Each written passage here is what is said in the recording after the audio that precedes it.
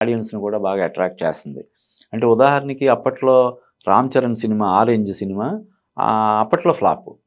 కానీ తర్వాత re release చేస్తే చాలా పెద్ద హిట్. అలాగే 'మహేష్ బాబు' 'ఖలేజా' థియేటర్‌లో ఫస్ట్ టైమ్ రిలీజ్ అయినప్పుడు పెద్దగా ఆడలేదు. కానీ ఇప్పుడు రిలీజ్ చేస్తే చాలా పెద్ద హిట్ అయింది. అలాగా చాలా సినిమాలు ఇప్పుడు 'చిరంజీవి' గాని, 'బాలకృష్ణ', ఇప్పుడు 'నాగార్జున' గారి 'శివ' సినిమాని దాదాపుగా 34, 35 సంవత్సరాల తర్వాత రిలీజ్ చేస్తే ఆ సినిమాను కూడా బ్రహ్మాండంగా చూసారు. విపరీతమైనటువంటి కలెక్షన్స్ వచ్చాయి.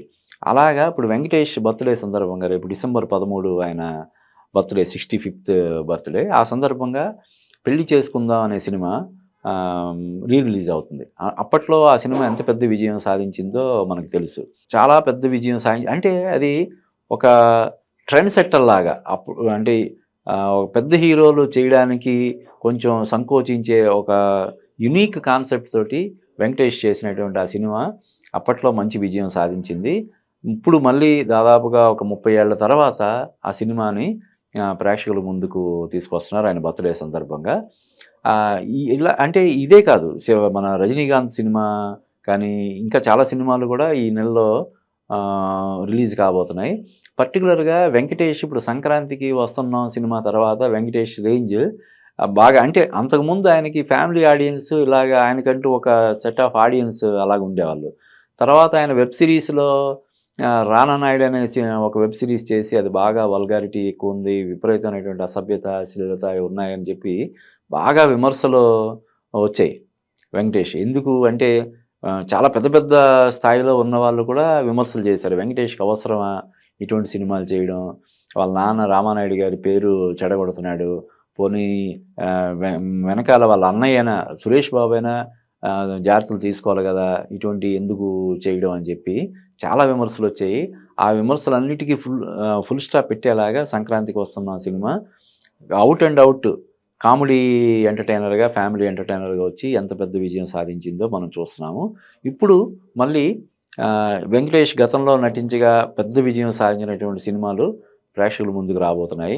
ఇప్పుడు 'పెళ్లి చేసుకుందాం', 'ప్రేమంటే ఇదేరా' ఆల్రెడీ లైన్‌లో ఉన్నాయి. ఇంకా 'కలిసుందాంరా', 'ప్రేమించుకుందాంరా', 'బొబ్బులి పులి' ఇటువంటి సూపర్ డూపర్ హిట్ సినిమాలు కూడా 'వెంకటేష్' నుంచి రావాల్సినయి. ఇవన్నీ కూడా సురేష్ ప్రొడక్షన్స్ వాళ్ళు ప్రొడ్యూస్ చేసినటువంటి సినిమాలు కాబట్టి వాళ్ళు మరిన్ని జాగ్రత్తలు తీసుకొని కొంత పబ్లిసిటీ పరంగా కూడా చాలా కేర్ తీసుకొని వాళ్ళు విడుదల చేయడానికి అవకాశాలున్నాయి.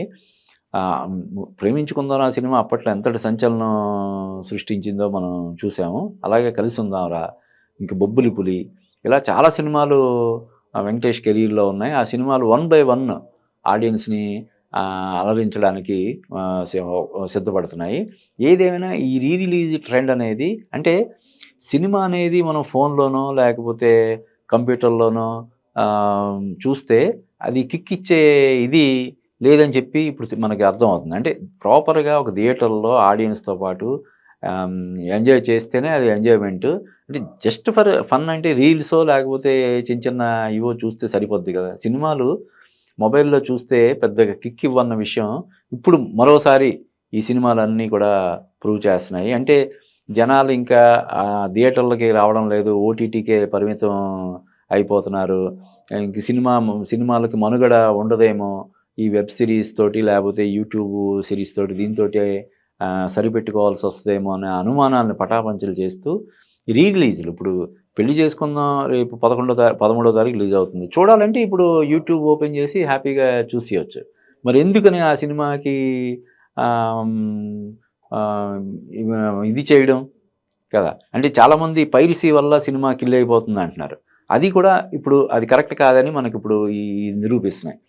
పైరసీని మీరు మనం చూసేది మొబైల్‌లోనో లేకపోతే కంప్యూటర్‌లోనే కదా!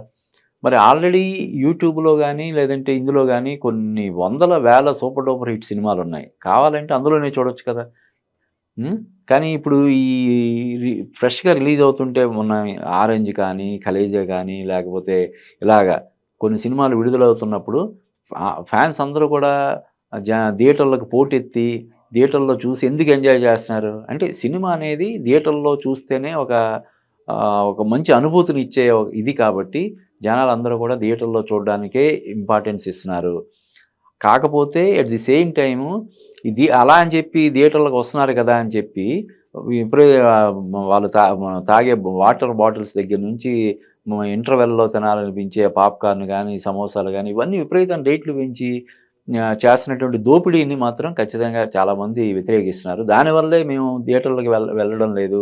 దానివల్లే మేము ఇంట్లోనే కూర్చొని పైరసీకి పాల్పడాల్సొస్తుందని కూడా చెప్తున్నారు కాబట్టి, ఆ విషయాన్ని కూడా దృష్టిలో పెట్టుకోవాలి. ఏదేమైనా వెంకటేష్ కెరీర్‌లో అప్పట్లో బిగ్గెస్ట్ హిట్‌గా నిలిచినటువంటి 'పెళ్లి చేసుకుందాం' సినిమా రేపు 13వ తారీఖున ప్రేక్షకులను విపరీతంగా అలరించాలని మనం మనస్ఫూర్తిగా కోరుకుందాం.